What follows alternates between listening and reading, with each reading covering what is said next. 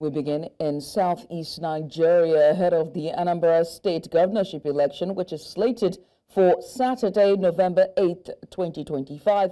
Over 3,260 delegates are set to elect their preferred governorship candidate for the All Progressives Grand Alliance APGA.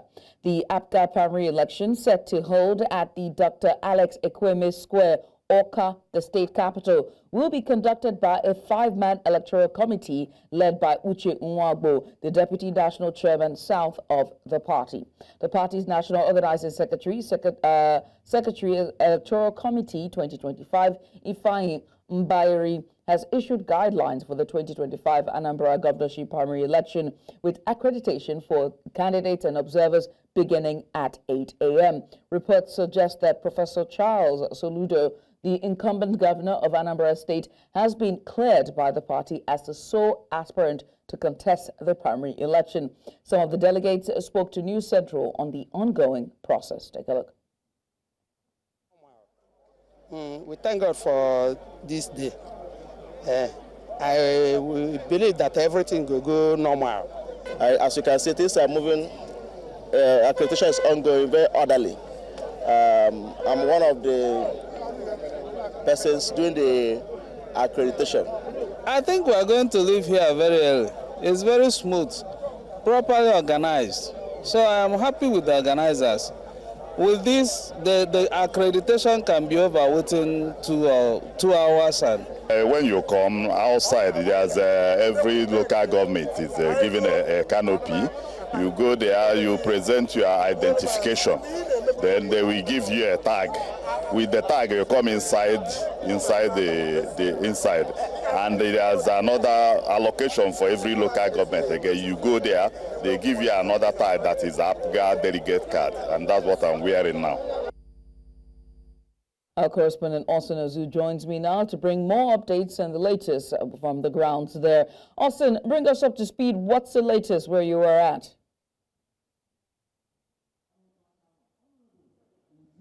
Of course, good afternoon to you, Judith. We are still expecting more delegates to come into the venue of the primary governorship election for the APGA here in Awka at the Dr. Ekweme Alex Square. And of course, you can see the auditorium is half full already, and we are expecting more delegates to come into this place. We have the heavily armed security personnel on the ground, and of course, you can see some individuals, like what the respondent said earlier on, they have to be cleared from each of the points to the next one before they can actually get to this particular place. Here we are. We have different respondents on the ground here to bring us to speed, understand, to talk to us more about what is ongoing. I have the publicity secretary of APGA here in Anambra State, Manzi Ejimofo Okparam. All right, Manzi Ejimofo, nice meeting you. Thank you as well for having me.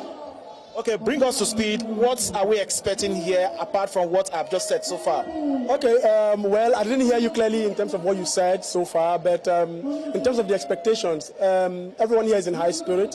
People are much more excited than, for obvious reasons.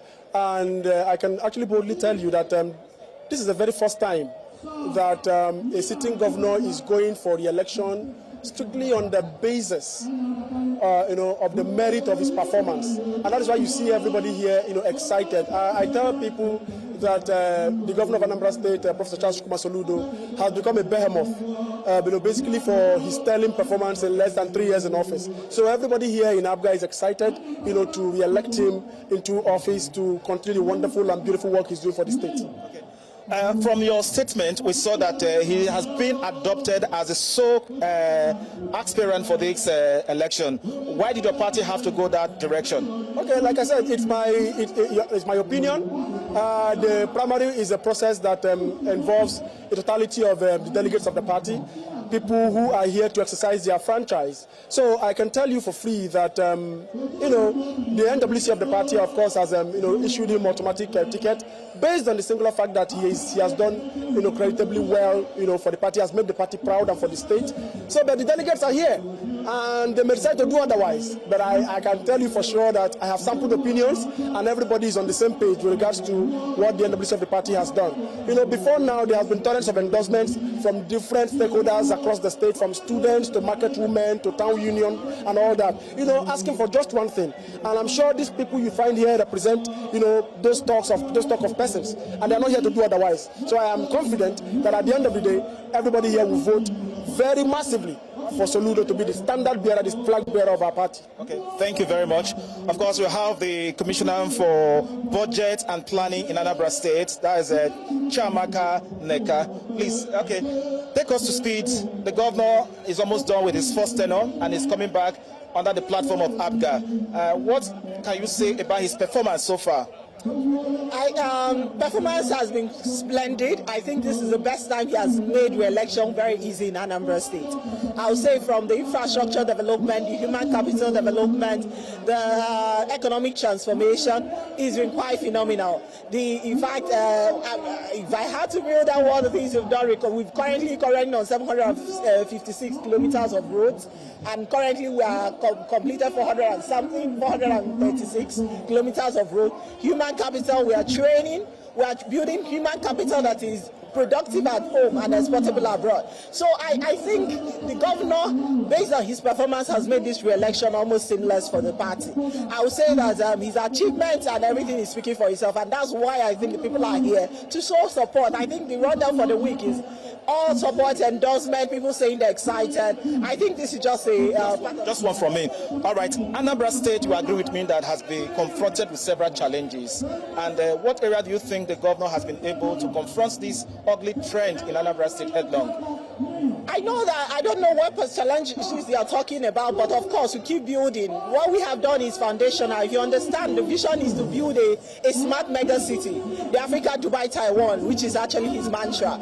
And where we are, of course, what we've been doing is very basic. We started with insecurity. When we came in, there was a heavy issue around insecurity. I think right now Anambra State is calm, and I can say it's one of the safest states to be in Nigeria. Around infrastructure, we met a massive infrastructure delay. We are taking it one at a time. I think we have done extensive infrastructure revamp, which is our focus, because you know that is where development can layer on. We are building human capital. This is something that the Anambra State is passionate about, because we know that this is our treasure. Our people are our treasure. So we are building, training them in, of course, the unemployment rate is quite low. So we are looking to ensure that every person in Anambra State is productive. So we are training them through entrepreneurship. We are training them at apprenticeship. We are actually building, revamping our apprenticeship system. I think I'll run out of time, but I can say that there's a whole lot happening in Anambra State. And I think people should come to Anambra State and see what is happening. Right. This is governance in its full sense, right?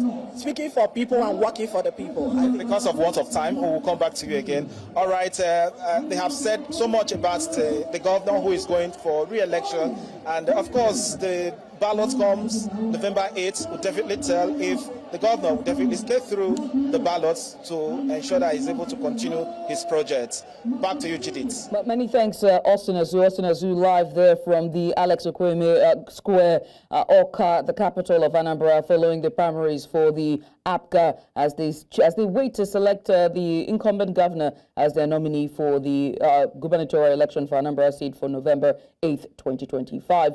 Now we'll move away from Austin as we bring you Chinwe Ugeli, who's on standby at the APC primaries on the grounds there as the organization is about to commence. I beg your pardon, that's for Labour Party. Chinwe Ugeli is covering Labour Party. Chinwe, thanks so much for joining us. We appreciate you for coming on. Where are you and what's the latest?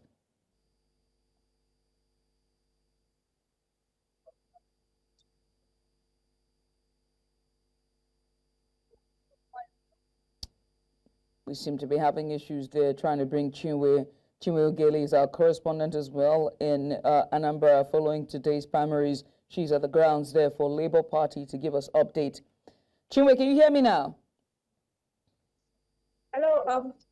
Yes, sir. Okay. At the venue of the Labour Party's primary here in Oka, Anambra State, and the accreditations have already been concluded, and the delegates are inside the hall, and the INEC officials are also present to observe and witness the process. So the officials of the party are also present, including the state party chairman, the Southeast chairman of the Labour Party, and of course the chairman of the primary committee They are all inside the hall. A while ago, I spoke with the state chairman of the party and the Southeast chairman, who all confirmed that they have been having a very peaceful process. And I have here with me some gentlemen who I would also like to throw more light on the process. Good afternoon. Please come closer. Okay. Okay. And what's your name, sir? I'm Sir Justin, the Labour Party chairman here at the local government area. Okay, sir. I'd like to know what you think about this process that is going on here today. Yes, we are on a process. The process to produce the gubernatorial candidate of Labour Party Anambra State. That's the process we do. How sure are you that today is going to be violent and there will not be any exhaustion? Yes, it is very, very glaring. If you look at the quiet areas there, everybody is quiet, everybody composed, they are filing men and entering, all delegates from different documents of Anambra State are quietly entering the hall. So, part is the process. So, if you look around, as man, that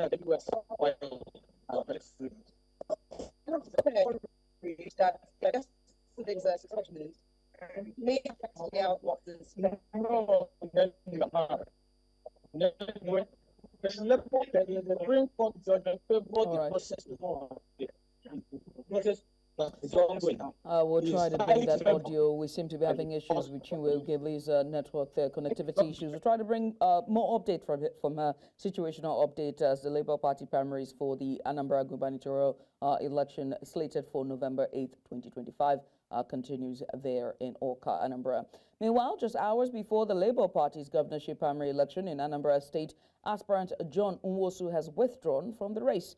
Nwosu, who was set to contest against Dr. George Moghalu, cited irregularities in the delegates list, claiming alterations and falsifications of names. The list, according to Nwosu, was submitted only hours before the election. In his letter of withdrawal, he criticized the party officials at both the national and state levels for failing to adhere to the Labour Party's constitution and INEC regulations. According to him, accusing them, of illegalities and improper conduct during the process.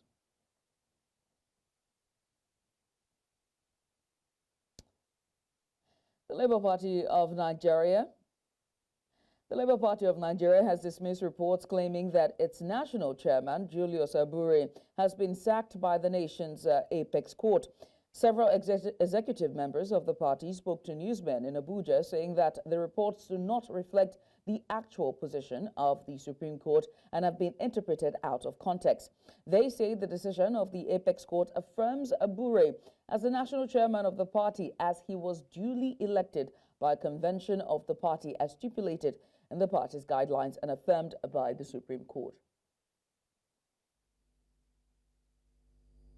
I want to make it very clear that the Court of Appeal judgment in Labour Party versus Ebishena and two others, decided on 13th November 2024, is still standing, is subsisting, and it is still binding. That judgment has not been appealed against. That judgment said that the leadership of the party rests on the National Executive Committee led by Barrister Julius Abure. That judgment is still there. The Supreme Court today did not set aside that judgment. What the Supreme Court said was that the Court of Appeal, in the appeal filed by Nenadi, shouldn't have made any reference to anything concerning leadership. They should have just kept quiet. Since that court said it did not have jurisdiction, it should have not gone any further. Today, Labour Party is standing tall with the National Executive Committee elected on March 27, 2024. And we stand on that. Today in the court, there was nowhere they said that Julius Abure ceases to be the national chairman of Labour Party.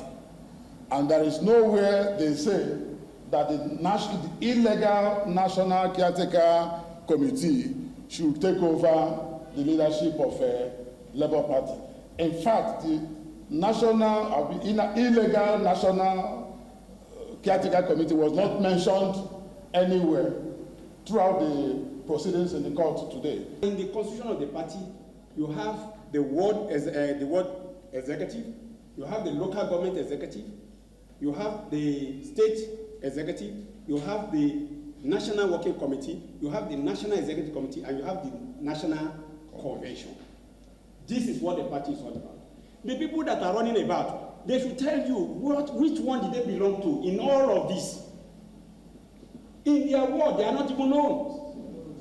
They are not members. They came to come and support somebody that we accepted into the party. And they are being used by God knows who to come and scatter the process that Nigerians are looking forward to for a new Nigeria. That is exactly the script they are playing. But unfortunately, they have failed. You're welcome back. The federal government has officially reopened the Independence Bridge in Lagos following emergency repair works. This comes 2 days after many Lagosians experienced horrendous traffic as a result of the earlier closure of the bridge for planned maintenance and rehabilitation works. News Central's Israel Eferobo reports.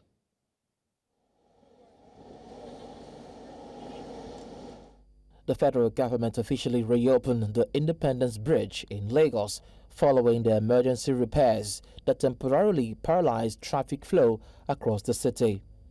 The bridge, a key artery connecting Lagos Island to the mainland, was closed earlier in the week, triggering massive gridlock and public frustration. The Minister of Works, David Umahi, who was on inspection of the repairs at the Independence Bridge, explained what led to its initial closure. The bridge, the reason for the closure in the first place, because the part of the approach slab caved in, and the construction of the approach slab ab initio was wrong, because it was a cantilever, and in fact it's not a cantilever. We can say it's a free supporting approach slab, which should not be. The minister thereafter ordered its reopening on Thursday after emergency stabilization efforts.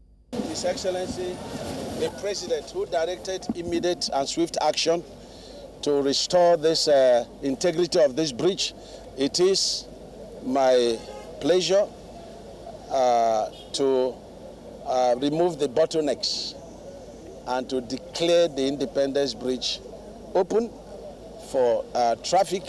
For many Lagosians, the reopening of the bridge brought a wave of relief. I'm very happy as this road has been done now. I think everybody will be free. About since 2 days now, we have been suffering for hold up. I thank the federal government for that.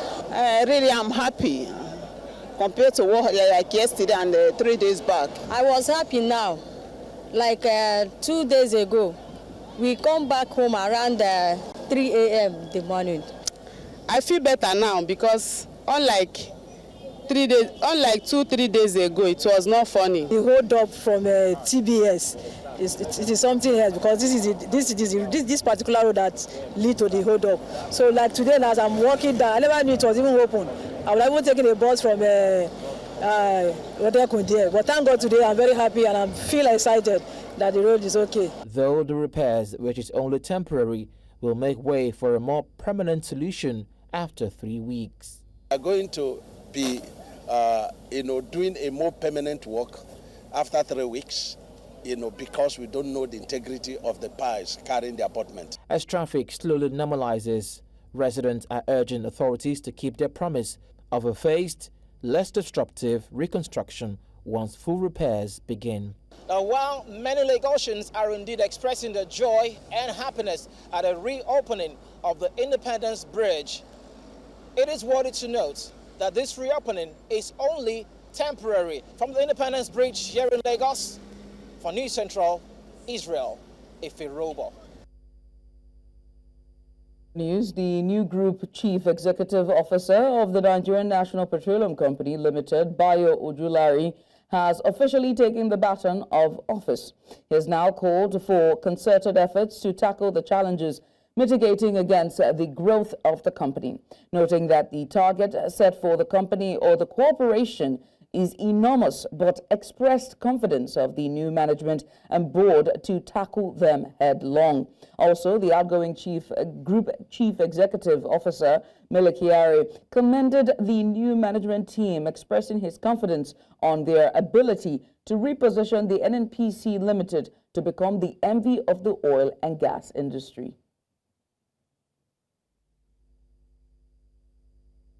Bayo, I congratulate you from the depth of my heart, and I know you will succeed. You will do great things. I'm sure that you will take NNPC to the promised land, which is to be the global energy company of choice. And this is the ambition of this company, and I know it is realizable, it's realistic, and I know that you're capable of taking it to that position. And we'll do everything possible to support you, Bayo, to succeed and to do greater things than we ever imagined that is possible. But I know this is possible. You are inheriting a company that has extremely skilled workers of all class and an envy of most people in the industry today. And I'm sure that they will rally around you for you to succeed, including the senior management team members who are with us at this meeting. My purpose is to consolidate the successes that NNPC has achieved and take it to the next level, as Alhaji Melekiare have said. You've been on a journey. How do we move that journey forward? How do we speed up where we can? And how do we leverage some of the significant network that you've already built towards moving at that pace? The challenges ahead are quite significant. The demands, when I saw the announcement, the target that have been set are quite challenging, but that is, the leader has set the target. And I don't question leaders when they set targets. The question is about how we're going to achieve it and what do we need to do to achieve it. And that will require concerted effort from all of us. Calm has been restored in 5 communities of Mongo, Manguna, Darfur, Harti, and Taida that came under violent attacks in Boko's local government area of Plateau State following an invasion of unknown gunmen. Now, the commander of Operation Rainbow, Brigadier General Gariji Shipi, retired, confirmed this in an interview with journalists in Jos, the state capital. News Central's Chizoba Anyonwe brings us this report. In recent months, Plateau State had witnessed some level of relative peace, giving rise to socio-economic activities coming back to life after a long time. However, attackers on Wednesday struck multiple villages where land disputes between Muslim Fulani herders and mostly Christian farmers are known to descend into deadly violence, killing many people in 5 communities of Boko's local government area of the state. While at the Plateau State Police Command for details of the incident, I was told they are yet to brief journalists. However, Commander of Operation Rainbow, Brigadier General Gariji Shipi, retired, condemned the act of violence. A lot of communities have been razed and some casualties have been recorded. The exact figures are not yet concluded because up till now we are still undertaking operations to determine the total extent of casualties. But we have definitely recorded some, and in a very gruesome manner for that matter. Efforts to visit Bokos was unsuccessful as security experts advised otherwise for safety reasons, except for security personnel. There are some people that just instigated this for their own selfish reasons. We are all aware that there are people who benefit from insecurity. And I think the peace we've enjoyed all this time has put their business at a standstill. Gladly, the security agencies have made some very important arrests that are helping us to unveil what has gone wrong. And at the appropriate time when the investigations are completed, you will also be informed. While security personnel remain on the ground to ensure that there is no further breakdown of law and order in Boko's local government area of Plateau State, people are expecting that they will still do everything possible to ensure that there is no reoccurrence of such an incident again. from the headquarters of Operation Rainbow in Jos Plateau State for News Central, Chizoba Aniowe. In other news, stakeholders from oil-producing communities in Bayelsa State have commended Pipeline Infrastructure Nigeria Limited for its community-focused approach to surveilling and protecting the Trans-Niger pipeline, which spans across Niger Delta states. At a recent stakeholders meeting in Yenagoa, Bayelsa State, the agency responsible for securing the Trans-Niger pipeline reaffirmed its commitment to safeguarding critical national oil facilities under its watch, ensuring that their protection is at all costs secured. News Central's correspondent Biola Festus has the details. The pipeline is Nigeria's primary crude oil transportation channel, spanning across communities in Niger Delta states. With the pipeline laid in communities, it is imperative to incorporate locals in the monitoring and surveillance process for optimal efficiency. Pipeline Infrastructure Nigeria Limited, PINL, the surveillance company overseeing the Trans-Niger pipeline, is engaging in regional stakeholder meetings to align interests and develop strategies for safeguarding Nigeria's crude oil resources beneath their soil. We have been able to ensure zero infraction on the pipeline, and we pray that the support will continue so that at the end of the day we'll be able to reduce environmental degradation in our communities. Same way we will help to increase crude oil production and provide more revenue for the federal government. Present at the meeting are traditional rulers, youth leaders, women and stakeholders from Ogbia, Southern Ijaw and Yenagoa local government areas. Acknowledging some concerns raised by community representatives, the management of the PINL pledged to strengthen its communication approach as well as community engagement strategies. In the course of recruiting our surveillance guards, we give 100% to the communities where the pipeline traverses, and we have gotten over 100% support and cooperation from the communities. By its renewed stakeholders engagement approach, PINL demonstrates its commitment to transparency and cooperation. Participants in the stakeholders meeting expressed satisfaction with PINL's operational model, marking a positive step towards effective pipeline management and community partnership.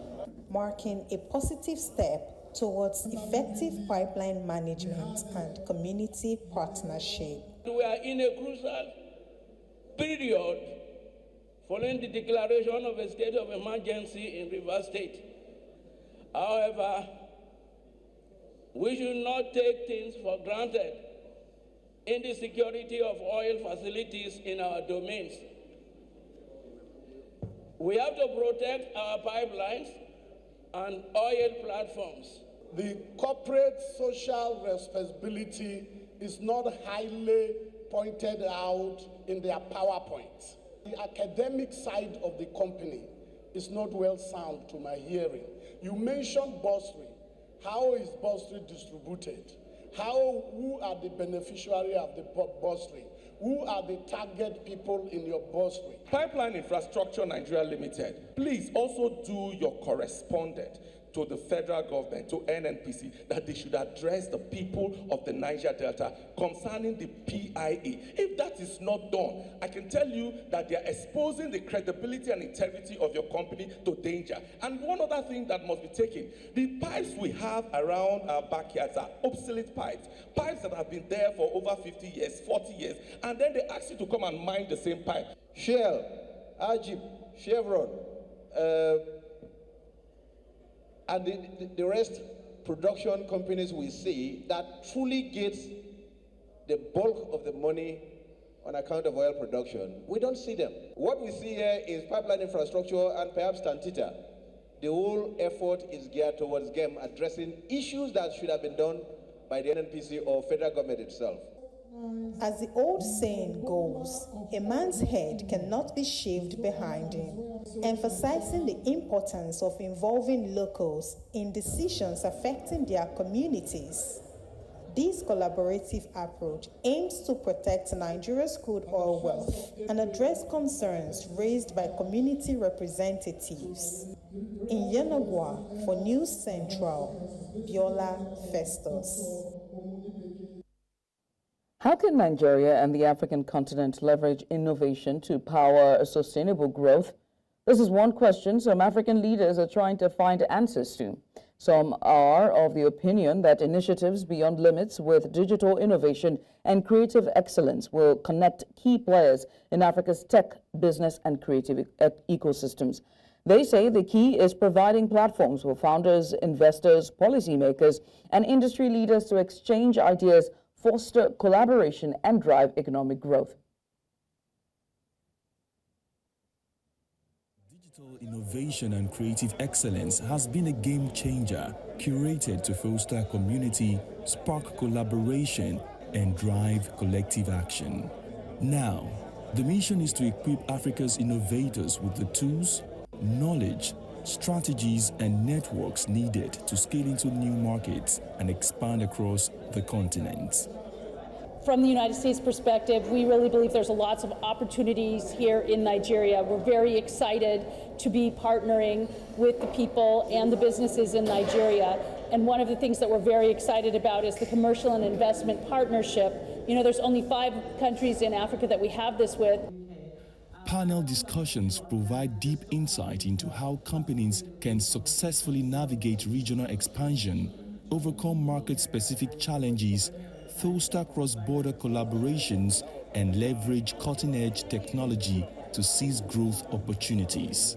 This event is very important in bringing stakeholders together, to work together to create, things that are concrete and produce results for the greater good. There's no question that Nigeria is very well positioned, but people need to actually, take advantage of that position by making, pulling us together.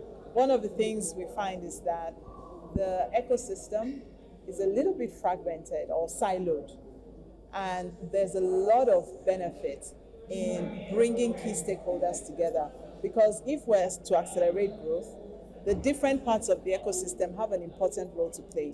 There's a role for innovators and startups, there's a role for investors, there's a role for business leaders, there's a role for policymakers to create the enabling environment. And that's what DICE is trying to do, create a platform that brings all these key stakeholders together so that we can accelerate growth in the country and across the continent. Leading the conversations are seasoned industry experts and thought leaders. The end game is to bridge gaps, empower ecosystem, and co-create a future that reflects the bold vision of Africa's brightest minds. And you're welcome back. Tunisia has dismantled camps housing thousands of undocumented migrants from sub-Saharan Africa following a social media-led campaign against their presence. The camps, located in the eastern regions of Al-Amri or Jibinina, has housed about 20,000 migrants. Authorities cleared one of the camps with approximately 4,000 migrants leaving, some dispersing into the countryside. Health authorities have stepped in to assist vulnerable individuals, including pregnant women and the sick. The camps had sparked anger among local residents, particularly after migrants occupied olive groves. National Guard spokesperson stated that it was their duty to end the disorder. The Tunisian President Kais Saied has called for the International Organization for Migration to speed up voluntary returns of irregular migrants to their home countries. Senegalese President Bassirou Diomaye Faye said on Friday that he had done everything possible to reintegrate Mali, Burkina Faso, and Niger back into the Economic Community of West African States, ECOWAS, but his efforts have been unsuccessful. The three Sahel nations left ECOWAS earlier this year, accusing the bloc of being subservient to France and ineffective in the fight against jihadism. These countries have since formed the Alliance of Sahel States, AES, distancing themselves from France and aligning more with Russia. Faye, appointed as ECOWAS mediator, shared in a 4-hour interview that he had urged dialogue to preserve regional unity but acknowledged the sovereignty of the breakaway nations. Regarding Senegal's relations with France, Faye emphasized that Paris remains an important partner, but Senegal is negotiating the withdrawal of French troops from its territory by the end of the year. Last month, Senegal received several facilities from the French military in Dakar as part of the planned withdrawal. Over 1,000 supporters of South Korea's impeached President Yoon Suk-yeol braved heavy rain on Friday to rally against a court decision that removed him from office. Sporting ponchos and carrying umbrellas, the demonstrators gathered to express their discontent with the ruling, which has sparked a widespread protest. The rally comes as political tensions continue to rise in South Korea over the impeachment.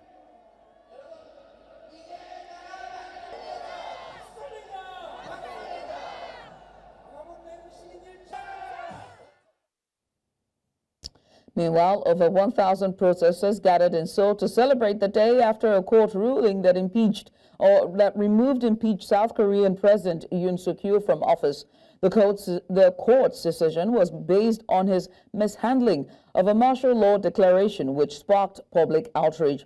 The protesters took to the streets expressing their support for the ruling and calling for accountability. Cambodia's Prime Minister Hun Manet has attended the inauguration of a Chinese renovated naval base at Rim, located off the southern coast. The base, renovated with Chinese assistance, has drawn concerns from Washington, which warns that it could provide Beijing with a key strategic position in the Gulf of Thailand, near the disputed South China Sea. China claims almost the entirety of the South China Sea, a region marked by ongoing territorial disputes.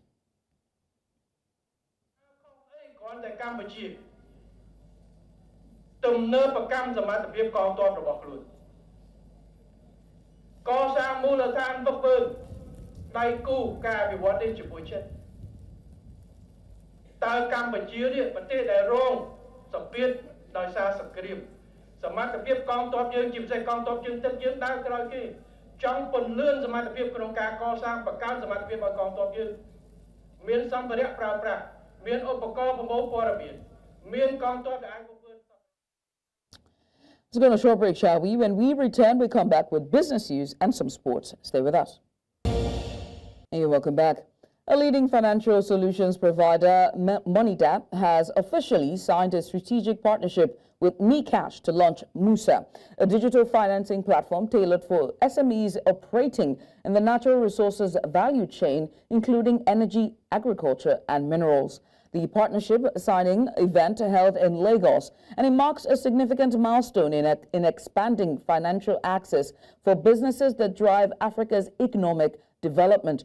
Musa aims to remove traditional financing barriers, offering SMEs fast, flexible credit without the burden of collateral or lengthy approval processes. Unlike traditional banks that rely on collateral-based lending, Musa uses technology-driven credit assessment models, leveraging real-time business activity, cash flow, and alternative data to evaluate SMEs' financial capacity.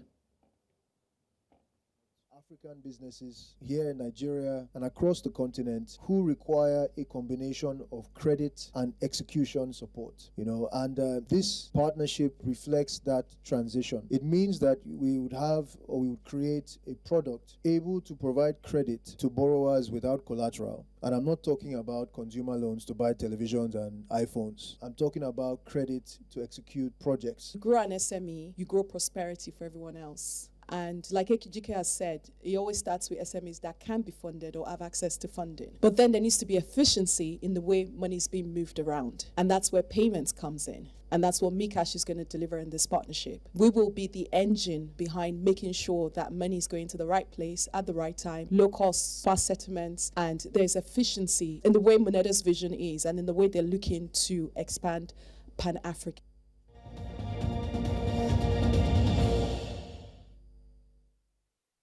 Day 4 of the ongoing Niger Delta Sports Festival witnessed intensified competition between, or rather across multiple disciplines, with all 9 participating states making their way, or rather making their way onto the medal table. As anticipated, Delta and Bayelsa states have taken early leads in the standings.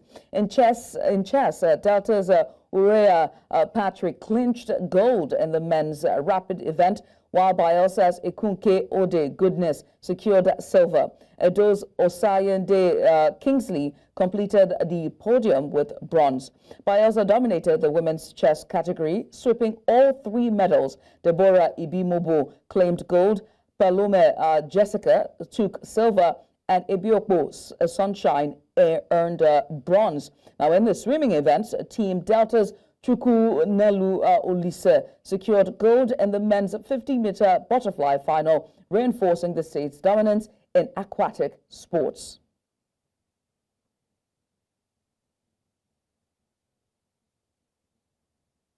The autopsy performed on former Nigerian boxer Olariwaju Segun's success has revealed that he died from sudden cardiac arrest during his bout in Ghana last Saturday. According to the Secretary General of Nigeria Boxing Board of Control and West African Boxing Union President Remi Aboderi, the preliminary post-mortem results indicated cardiac arrest as the cause of death, but further investigation is needed before the body can be released. The autopsy was conducted on Wednesday, April 2nd, following a court order into the death of the Nigerian boxer. The 40-year-old had been pronounced dead at the Kulebu Teaching Hospital in Accra last Saturday after collapsing during his fight against Ghanaian boxer John Mbanugo at the Fight Night 15 of the Ghana Professional Boxing League. Olariwaju, may his soul rest in peace.